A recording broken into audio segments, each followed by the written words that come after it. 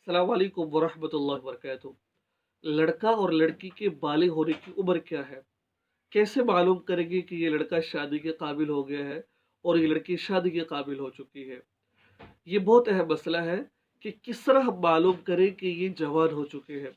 ज़ाहिर बात है, जब बालिग हो जाता है, शरीयत के तमाम अहकाम, नमाज, रोज़ा, हज, ज़कात ये उसके ऊपर लागू हो जाते हैं।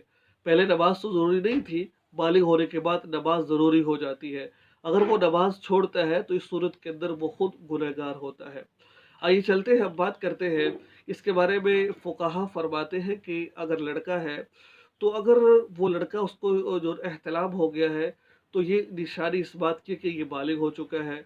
या फिर वो जो है ना इसके हम मिश्री करने से औरत में हमल ठहर जाता है तो समझा जाएगा कि ये बालिग हो चुका है। और इसके अलावा शहवत के साथ मनी निकल रही है तो ये समझा जाएगा कि ये बालिग हो चुका है। ठीक है ना।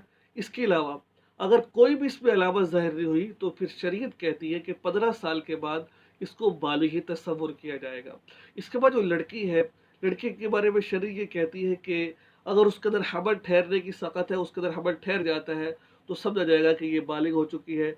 एहतलाम हो चुका है तो समझा जाएगा कि ये बालिग हो चुकी है। बेदारी के आलम में शहवत के साथ मनी निकल गई है तो समझा जाएगा कि ये लड़की बालिग हो चुकी है। अगर इनमें से कोई अलामत ज़ाहिर नहीं हुई तो 15 साल के बाद ये समझा जाएगा कि लड़की बालिग है।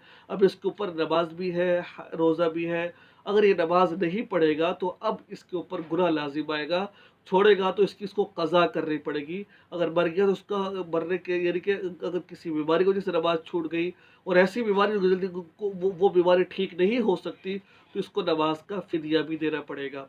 तो ये थी अलामतें लड़का और लड़की के बालिग होने की। अस्सलाम वालेकुम वरहमतुल्लाहि वबरकातुहू।